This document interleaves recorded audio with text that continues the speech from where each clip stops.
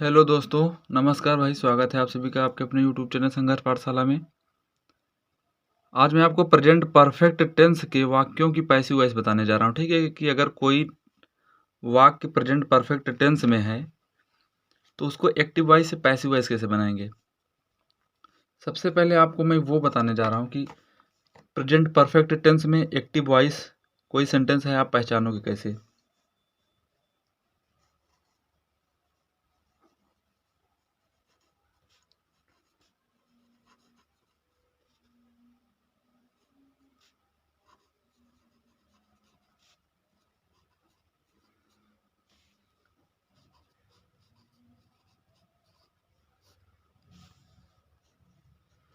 ये भाई ठीक है कि वाक्यों की एक्टिव वॉइस से पैसिव वॉइस बनाना। बात समझ में आई कि नहीं। प्रेजेंट परफेक्ट टेंस के वाक्यों की एक्टिव वॉइस से पैसिव वॉइस बनाना। सबसे पहले एक्टिव वॉइस में जो स्ट्रक्चर होता है, एक्टिव वॉइस में वाक्य है तो पहचानोगे कैसे आप। सबसे पहले भाई सब्जेक्ट रहेगा। सबसे पहले क्या रहेगा? सब्जेक्ट रहेगा। ठीक है,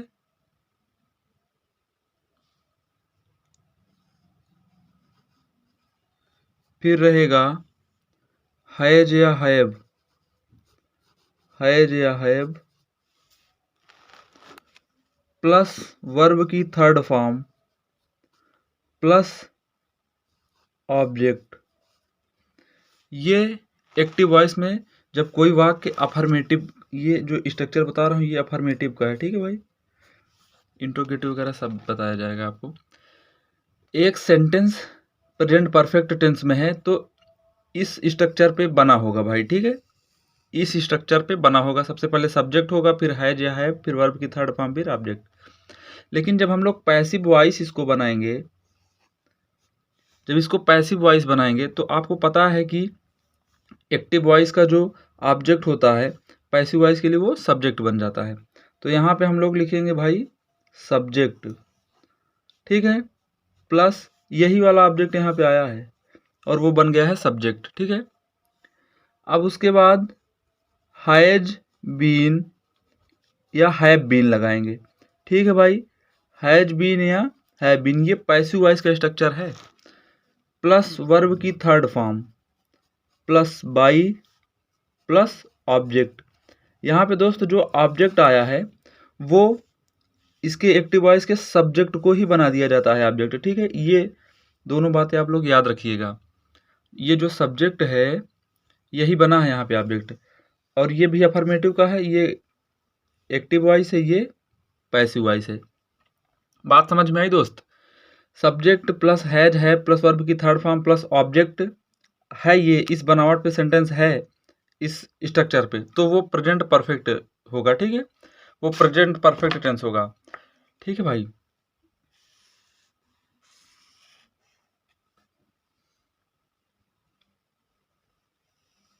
आगे देखेंगे हम लोग।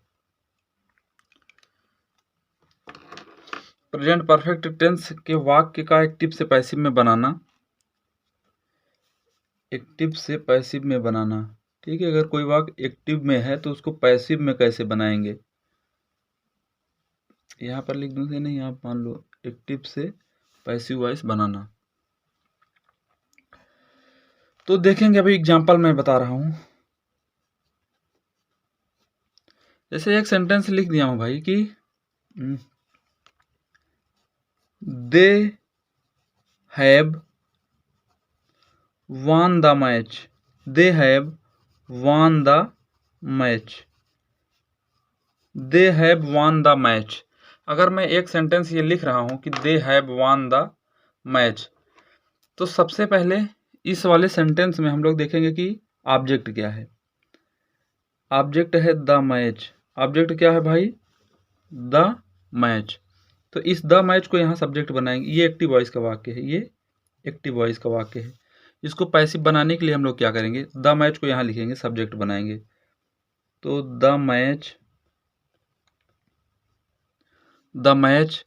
अब हेल्पिंग वर्ब हैज बीन या हैव बीन का यूज करेंगे, एक लगाएंगे दोनों में से। ठीक है भाई, अब द मैच, इसके मैच के साथ लगेगा क्या, इसके साथ लगेगा भाई हैज बीन, ठीक है। द मैच हैज बीन, क्योंकि ये सिंगुलर है।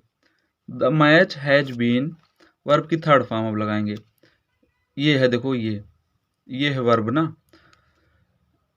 वान, ये खुद है थर्ड फॉर्म अपने आप में, ठीक है भाई। The match has been won, win first form होती है, ठीक है, विन का ही है ये third form. The match, win का मतलब होता है जीतना। The match has been won by, देखो ये यहाँ पे आया था, यहाँ पे आया था, अब ये दे वहाँ जाएगा तो ऑब्जेक्ट के फॉर्म में लिखा जाएगा, ठीक है भाई। The match has been won by, they का ऑब्जेक्ट जो होता है वो होता है देम, दे का जो ऑब्जेक्ट होता है वो होता है देम। ये बन गया आपका पैसिव वॉइस भाई, क्या बन गया ये, पैसिव वॉइस, ठीक है दोस्त।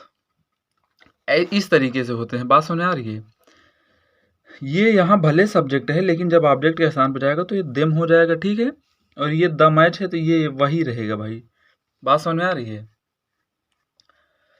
तो आपको मैं दूसरा एक सेंटेंस बता रहा हूँ, जैसे यहाँ पे है एक सेंटेंस कि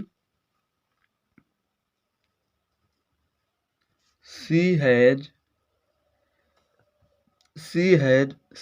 sang sung, she has sung a song, she has sung a song. अगर इसका एक्टिव वॉइस से पैसिव वॉइस में बनाना है, देखो हैज के बाद वर्ब की थर्ड फॉर्म आ गया, ये देखो भाई, हैज हैव के बाद वर्ब की थर्ड फॉर्म तुरंत आ जाएगा, फिर ऑब्जेक्ट, ये सब्जेक्ट के बाद।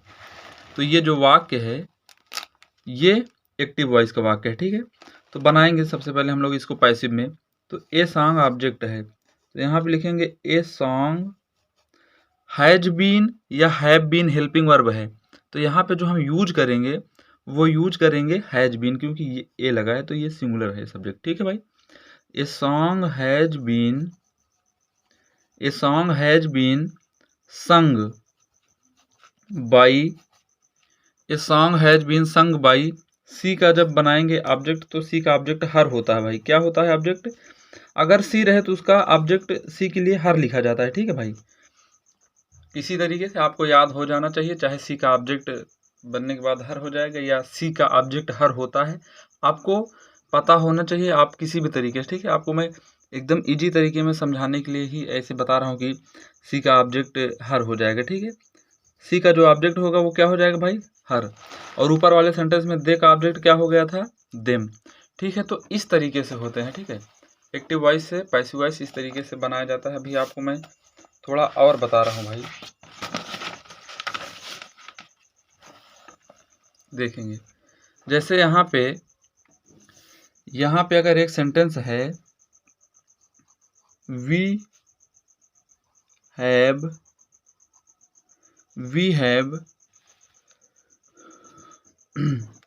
Taken, we have taken tea, we have taken tea. Take tea का मतलब होता है भाई चाय पीना, ठीक है। चाय पीने के लिए टेक टी का ही प्रयोग किया जाता है। तो यहाँ पे इसको बनाएंगे हम लोग। तो सबसे पहले इसमें ऑब्जेक्ट देखेंगे, इसमें ऑब्जेक्ट जो है वो है टी, यहाँ पे हो जाएगा टी। अब यहाँ पे हैव है, हमको इससे कोई मतलब नहीं, हमको ये सब्जेक्ट है, इसके अकॉर्डिंग हमको हेल्पिंग वर्ब लगानी है, ठीक है। तो यहाँ पे लगाएंगे tea has been, tea has been, क्योंकि हमारे पास केवल दो ही हेल्पिंग वर्ब है, उसी का यूज करके बनाना है। एक हैज बीन है, एक हैज बीन है, दूसरा हैव बीन, इन्हीं दोनों के यूज से हमको बनाना है, कोई एक यूज करना है, ठीक है भाई। तो tea has been taken, tea has been taken by, we का ऑब्जेक्ट अस होता है, tea has been taken by us, ठीक है भाई। अब मैं आपको बता रहा हूँ कि जैसे कोई सेंटेंस है वो निगेटिव में है, कुछ होता नहीं विशेष यार, नॉट लगा देते हैं उसमें बस। जैसे एक सेंटेंस है, आई हैव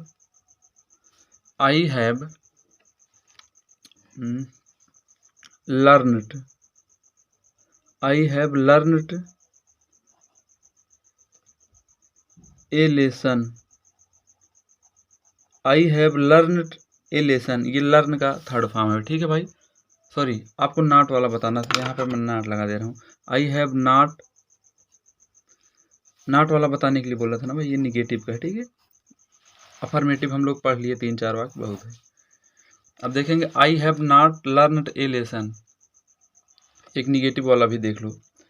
जैसे निगेटिव में आ जाए तो कैसे करेंगे हम लोग, कुछ नहीं करना भाई, वैसे ही ऑब्जेक्ट देखेंगे।